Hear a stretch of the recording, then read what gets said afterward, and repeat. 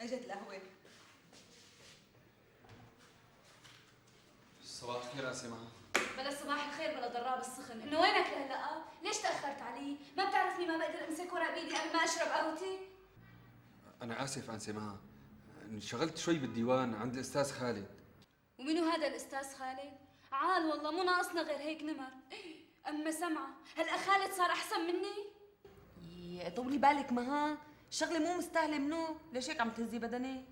شلون مو مستاهلة؟ ما سمعتي الأفندي شو عم يحكي؟ عم قل له ليش تأخرت علي؟ قال أخرني هذا مدري شو اسمه، خالد. خلص أنسة معها خلص، ازرعيها بدقني هالمرة، أنا ما بيهون علي يزعلك، ووعد مني بكرة الصبح بتجي وبتلاقي فنجان القهوة عم يستناكي على المكتب، منيح هيك؟ ماشي، هيك بدي اياك، بتجيب لي فنجان القهوة قبل كل الناس. يلا روح، روح شوف شغلك. على راسي يا أنسة معها، أنت بتأمري أمر.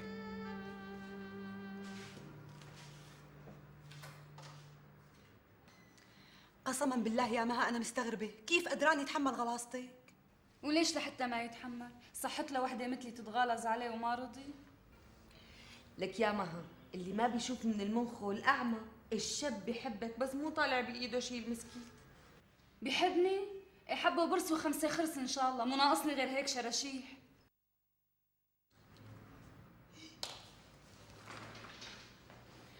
عن اذنكم يا بنات، انا رايحه ساعه زمان مراجعه.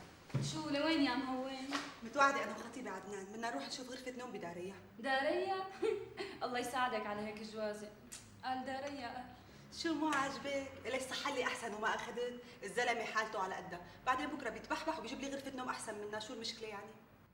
إذا حالته على قدها مثل ما عم تقولي، فلشو جوازته هذا؟ بتعرفي؟ من كم يوم اجى زارنا واحد شاب بيطير العقل، بده يخطبني من ابي، بتعرفي شو قال له بابا؟ شو قال له؟ قال له شوف يا ابني، إذا ما معك 3 مفاتيح مالك نصيب عنا. مفاتيح؟ وشو قصده دخلك؟ قصده مفتاح للبيت، ومفتاح للسيارة، ومفتاح للمحل. وانتي شو كان رأيك؟ أنا؟ ايه انتي؟ يا ستي أنا بدي فوق المفاتيح ال3 يكون موظف كبير، ومو ممكن أقبل أقل من مدير عام ولا بأي شكل. اسمعي مني رجاء، بلالك الحديث هلا بدون ما تغيري فكرك، روحي قبل ما تأخري على خطيبك، روحي. يلا خاطركم يا بنات، انا ما بطول. مهونة. الله يكون بعونك ويحمل معك ويصبرك على الأيام الجاية يا رب.